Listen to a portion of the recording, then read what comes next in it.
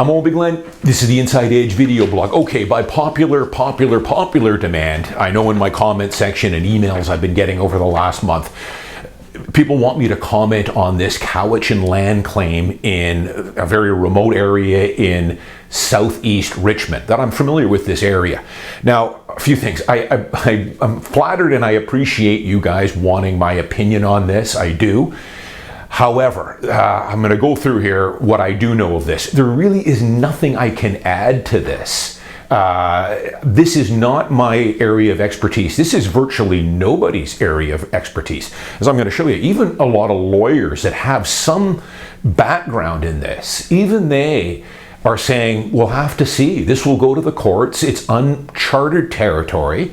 And, you know, nothing that I've seen over the last month and a half here since this claim came out has really added any more clarity to this, including they just had that meeting at the Richmond Airport Hilton, and, you know, nothing really came out of that either. It was an information session, a lot of frustrated homeowners, and I for sure there was, and I feel for this, I think 170 homeowners that are caught up in this, for sure. But there's really not much I can add to this other than what I've read myself and that you guys all have access to as well. But I'll give you a few little things here. A couple of things here. You know, I do think, as a lot of people do, that this has probably been over-embellished by the media, by the Conservative government, which of course they're going to use anything they can against the NDP and David Eby, and you know, I'm all for that for sure. You guys know how I feel about David Eby and the NDP. Completely incompetent. I've been warning you about this guy for 5-6 years now, that he is going to get us into a world of hurt, not just from the economy is the big thing. He's not a business-friendly guy. He's going to tax us to death, which he's doing, closed for business. But now here he's got us into this pickle, or at least these homeowners in Richmond. So from what I'm reading, just about everybody, which doesn't surprise me, points a lot of this blame on David Eby. Back when he was our Attorney General, he negotiated some land claim with the Haida Gwaii. And again, this is complicated stuff, guys, that I'm not able to really go into a lot of detail on because I don't know. But what I read is that, you know, in that claim, he should have extinguished some certain things regarding claims against clear, free title, private home ownership. And he did not. He brushed over it. And now, of course, he's coming out saying that, you know, we were promised that, you know, there would be no repercussions from this or these Indian bands going after private land. But again, he opened the door for this apparently, and he should have done better. You guys let me know. Again, this is what I'm getting from the newspapers and the reading that I've been doing. But a lot of people, and if, you know, I'm all for that, blaming everything on David Eby. You guys know I'm not a fan. Doesn't surprise me that he had something to do with this. It's strange now. I mean, a lot of people are calling for him to step down. Of course, he's trying to cover his tracks now. It looks to me like somebody is lying on this. Somebody's not telling the full truth. Perhaps it's probably, you know, a good way to start looking is usually Eby and the NDP with a lot of their stuff, but we'll see how all this comes out in the wash. But a few things I want to point out here, guys. And you can read all this for yourself. It's everywhere. Financial Post, Vancouver Sun's probably done 15 articles on this. There was a really in-depth one that came out a couple of weeks ago. So, you know, it appears that the Cowichan tribe here in this claim, you know, is not making claim to the private land.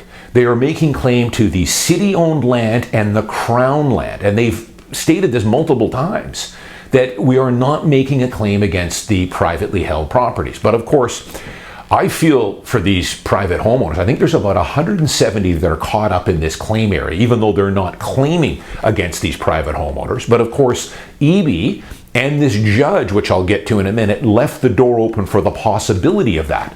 And once you have the possibility of that, the horse is out of the barn, of course. Now the media is gonna pick up on this. The conservative leader, Rustad, has definitely been picking up on this, has a bunch of other pundits and lawyers have chimed in, that it does open the door for potential other claims against private land ownership. Now, you're asking me for my opinion on this. Do I think that's going to happen? And I've commented on this already in my blog over the last month. I don't. I do not, guys. I've spoken with a lot of people in this business, other realtors, brokers, managing brokers, lawyers, none of which, though, of course, are experts in this area. But we are all unanimous on this, that this is an isolated case that unfortunately has got these 180 homeowners in limbo until it gets settled. So they do have an issue. They would not be able to list and sell their home if they decided to right now with this hanging over them until this gets settled in court. And how long that's going to take, who knows? Could be a year, could be 2 years, who knows? It's a mess for those homeowners. You know, I feel for those people. I know that area. I have sold homes, not in that exact claim area because it's very small, but I have sold very close to that. Several detached homes. They were all blueberry farms. Detached house with a large blueberry farm. And I believe there is a condo complex behind the theater and where the spaghetti factory is that's involved. That makes up most of the owners. I think there's about 80 owners in that small condo complex. But other than that, it's a fairly remote area. I, have not been out in that area for years and years and years. But I feel for those people. And at that hearing that information session they had, I think about 450 people attended it. They had to move to a bigger space.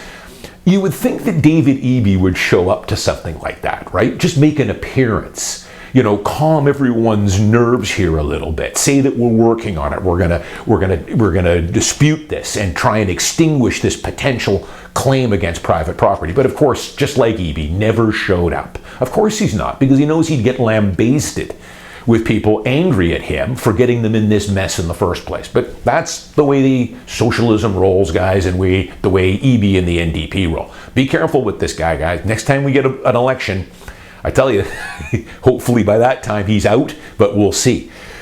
But so I feel for those people for sure. But they are not laying claim to that private property. Now, do I think this is going to have any effect? No, I do not think. Until this gets settled, those 180 homeowners or whatever it is are affected. But I do not see in any way, shape, or form this ever expanding to other areas of the Lower Mainland, to other areas of Richmond or Burnaby or Cowichan or Richmond or Vancouver or downtown Vancouver. There's some pretty over-sensationalized stuff that you see online. These people are strange. You got to be careful with some of the stuff you're reading here, that we're all going to lose our homes. We're all going to be out in the streets. These various native bands are going to own all the property in the province and perhaps in the country now. I see some people speculating on. We're all going to be either out in the street or we're going to have to rent back our homes from these various native bands. It will never happen. I'll go on the record to say right now, it's not going to happen. If you want to worry about this and worried about them taking your home from you, well, that's on you, and you're outside that very small claim area. But even in that small claim area, this will be settled and extinguished. It's just going to take some time. But I am not worried in the least. As you guys know, I've talked about it on my Saturday blog. I never concern myself about things that I don't have any control over, things that may or may not happen. Well, in this case, sometimes things may or may not happen. It's a coin toss. I still don't worry about them until they happen. This is 0.00001% chance that we're going to lose all our property in a native land claim. So I'm not worried about it. It's up to you if you want to, but it's your call. The other thing I want to say, Eby was one of it. The other part of it, though, and this is all readily available online, guys, in all these articles. A lawyer chimed in here and was talking about this judge's ruling. And let me just read you what he put together here. He thought that this is a case of a judge rambling on about issues that were not before her. The ruling by Justice Barbara Young notes the Cowichans did not seek a declaration that private titles in the area were defective and invalid. The bulk of their successful claim was focused instead on the city and federal lands, including the Vancouver-Fraser port lands. Why she felt it was necessary, and it was not, he says, to then deal with private property rights in this case resulted in obietur dicta. I don't know what that means. It's Latin, some legal thing. You guys can look it up, probably meaning that she had no business doing this. It was out of her league. For the most irrelevant type, it was irresponsible to say the least. As Justice Young noted, that the Cowichans are not pursuing exclusive use and occupation of privately owned lands. They're not pursuing it in this case, and they never have said they were. They might choose to do so in the future through negotiation or legal action. This is a complete hypothetical by Judge Young that was unnecessary to raise in this context. And I would agree. It's just stirred up a whole bunch of trouble of what could happen and is highly unlikely to happen. The governments in the Supreme Court of Canada have been consistently clear that where private property rights may be impacted, the solution will be to provide monetary compensation as an equivalent. So in other words, they will step in and settle it through monetary means, and private ownership will not be impacted. So what else can I add, guys, to that? I know a lot of people I hear some people are very, very upset and worried about this. I would definitely be, if you're one of those 170 homeowners, I totally agree. Because now you're in limbo. You cannot sell your home if you wanted to sell. I think there is only one home that is currently for sale. If that seller is still listed, he should just take his home off the market. He doesn't have a hope. And I would not take a lowball offer on that home, because eventually this will get settled. Just ride it out.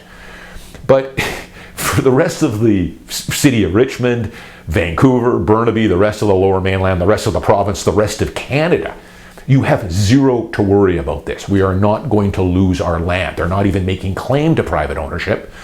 And this particular small tract of land in East Richmond will eventually get settled in the Supreme Court. They will extinguish this clause that, from what I read, David Eby left open and should have extinguished.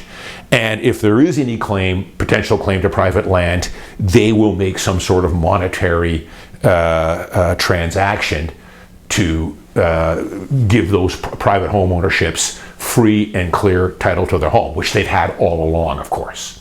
So again, I'm not worried about it. You shouldn't be worried about it either. Guys, it's business as usual. A lot of people ask me, is this affecting sales in Richmond? No. Is it affecting sales in Vancouver? No.